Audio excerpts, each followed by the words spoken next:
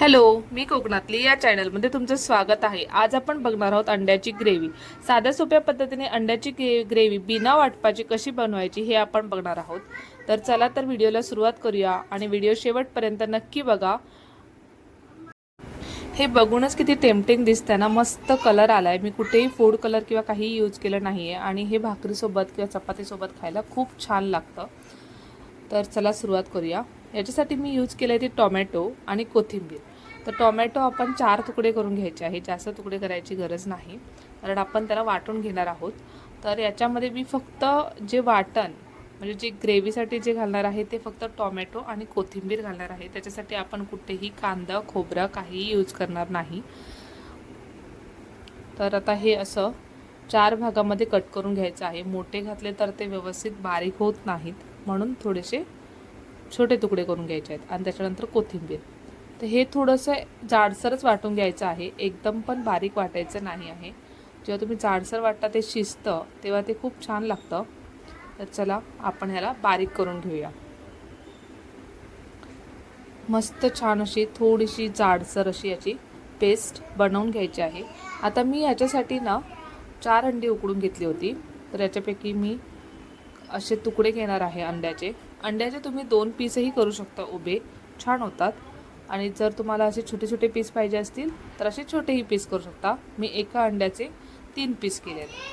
असे मी 3 अंडी घालते त्याच्यामध्ये. आता जसं तुमच्याकडे माणसं असतील किंवा जसं तुम्हाला पाहिजे तसं तुम्ही यूज करू शकता. मी तर 3 अंडी यूज केली आहेत. तर बऱ्यापैकी 3-3 असे काप केले तर माझे 9 तुकडे झाले त्याचे. चला आता फोडणी घालून घेऊया. यामध्ये मेन गोष्ट म्हणजे थोडंसं तेल, जसं आपण फोडणीला घालतो त्यापेक्षा थोडंसं जास्त यूज करायचं आहे, कारण मसाले हे फोडणीमध्ये तेलामध्ये आपल्याला परतून घ्यायचे आहेत. तर यासाठी मी इथे कांदा घातला आहे. मी एक मध्यम आकाराचा कांदा यूज केला आहे. त्याच्यानंतर 5-6 कढीपत्त्याची पानं आहेत. तर ही आपण व्यवस्थित परतून घेऊया तेलामध्ये. कांदा छानपैकी परतला की छान अशी टेस्ट येते. तर ह्याला थोडासा गोल्डन कलर येईपर्यंत आपण परतून घेणार आहोत. तोपर्यंत कढीपत्त्याचीही पानं मस्त फ्राय होतात आणि मस्त कुरकुरीत होतात. बघू शकता कांदा मस्तपैकी फ्राय होत आहे. त्याला थोडासा गोल्डन कलरही आला आहे. आता आपण याच्यात मसाले घालून घेऊया. तर हा आहे आमचा मालवणी मसाला. जसा तुमचा मसाला तिखट असेल त्याप्रमाणे घाला. मी 2.5 चमचे मसाला यामध्ये घातला आहे. आणि हा मसाला तेलात तुम्ही जेव्हा फ्राय करताना तेव्हाच छान कलर येतो. फूड कलर टाकायचाही गरज नसतो. मी अर्धा चमचा हळद घातली आहे. छोटाच चमचा आहे हळदीचा. हळद जास्त घातला तर थोडंसं त्याला कडवटपणा येते, त्याच्यामुळे मी छोटा चमचाचा अर्धा चमचा घातला आहे. तर हे परतून झाल्यावर मसाला आपण त्याच्यामध्ये जे आपण टोमॅटोची ग्रेव्ही बनवलेली ते घालणार आहे. वाटण टोमॅटो आणि कोथिंबीरचं, तर ते घालूनही व्यवस्थित त्याच्यामध्ये परतून घ्या. बघू शकता तेलामध्ये मसाला फ्राय झाल्यामुळे त्याला छान असा एक कलर आला आहे. हे व्यवस्थित त्याच्यामध्ये परतून घ्या आणि हे थोडंसं जाडसरच ठेवा, म्हणजे आपण हा जो मसाला शिजवणार आहोत थोडा वेळ त्याच्यामध्ये ते व्यवस्थित शिजतं आणि खूप टेस्टी लागतं. ह्याच्यामध्ये तुम्ही बघू शकता मी कुठेही अजून मीठ ॲड केलेलं नाही. मीठ आपण नंतर घालणार आहोत. तर याच्यामध्ये अजून थोडे मसाले आपण ॲड करूया. आता घालूया गरम मसाला. मी याच्यामध्ये 3 चमचे गरम मसाला घातला आहे. त्याच्यानंतर घालूया धनेपूड. धनेपूडही 2 चमचे घाला. जेव्हा आपण गरम मसाला घालतो तेव्हा त्या ग्रेव्हीला अजून छान टेस्ट येते. तर हे सांगितलेलं साहित्य जर तुम्ही प्रॉपर टाकलं तर ती ग्रेव्ही छान अशी बनते. तर आता हे सगळं टाकून व्यवस्थित असं मिक्स करून घेऊया.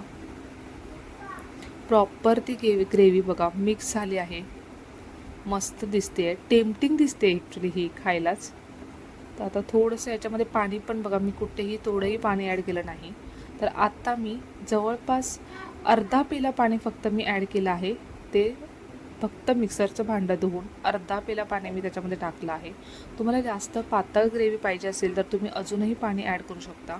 पण हे मी चपातीबरोबर किंवा भाकरीबरोबर खायची जशी ग्रेव्ही असते त्या प्रमाणात बनवते आहे. तर आम्ही भाकरीबरोबर खाणार आहोत म्हणून मी थोडी ग्रेव्ही बनवली.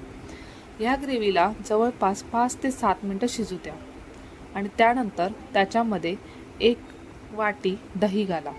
आता हे मी अगोदर शिजून घेतलं, कारण दही नंतर टाकलं, कारण जर दही मी अगोदर टाकलं असतं तर ते दही फाटलं असतं, मग त्याची टेस्ट व्यवस्थित लागत नाही. म्हणून दही घातल्यावर त्याला जास्त शिजवायचं नाही.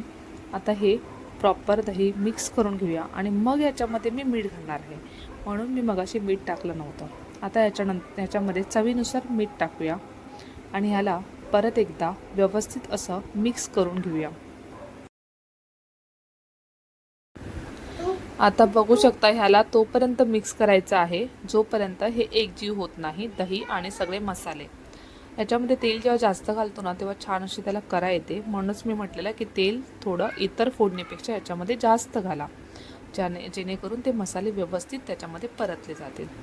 मस्त असं मी 2 ते 3 मिनटंच त्याला शिजून घेतलं आहे. त्याच्यानंतर आपण घालणार आहोत त्यामध्ये अंडी. आता अंडी बॉईल करून घेतली असल्यामुळे त्याला जास्त शिजवायची गरज नाही. ह्याला अजून 2 ते 3 मिनटं शिजून घेतलात की ही अंड्यालाही प्रॉपर असा मसाला लागतो आणि खूप छान टेस्टीही होतं. आता ही अंड्यामध्ये आपण अंडी तुम्ही हलवू शकता हळूहळू, किंवा त्याच्यामध्ये बाजूने साईडने असा मसाला घालायचा, म्हणजे ती व्यवस्थित त्या मसाल्यामध्ये डीप होतील अंडी आणि तो मसाला जो आहे तो प्रॉपर त्या अंड्याला लागेल. बघू शकता माझी अंडी प्रॉपर त्या ग्रेव्हीमध्ये मिक्स झाली आहेत. आता मी अजून 2 मिनटं शिजवून गॅस बंद केला आहे, म्हणजे जवळपास दही घातल्यानंतर मी 4 ते 5 मिनटं शिजवलं. बस एक कसा कड काढला आणि नंतर आपण गॅस बंद करून घेतलेला आहे. मस्त असं हे दिसतंय बघा, टेम्पटिंग करा आली आहे मस्तपैकी. अशा प्रकारे माझी अंडा बुर्जी रेडी आहे.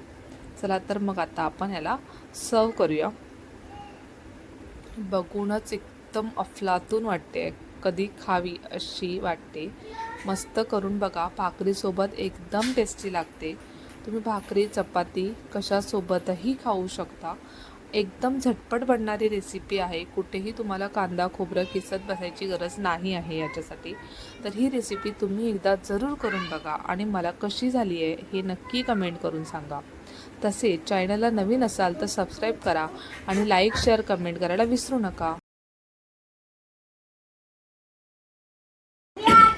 व्हिडिओ शेवटपर्यंत बघितल्याबद्दल धन्यवाद. आणि असेच नवनवीन रेसिपी मी या व्हिडिओमध्ये टाकत असते, तर प्लीज चॅनलला सबस्क्राईब करा आणि असेच नवनवीन व्हिडिओ बघायला विसरू नका. चला तर मग भेटूया अशाच एका नवीन व्हिडिओमध्ये. तोपर्यंत खात राहा आणि मस्त राहा.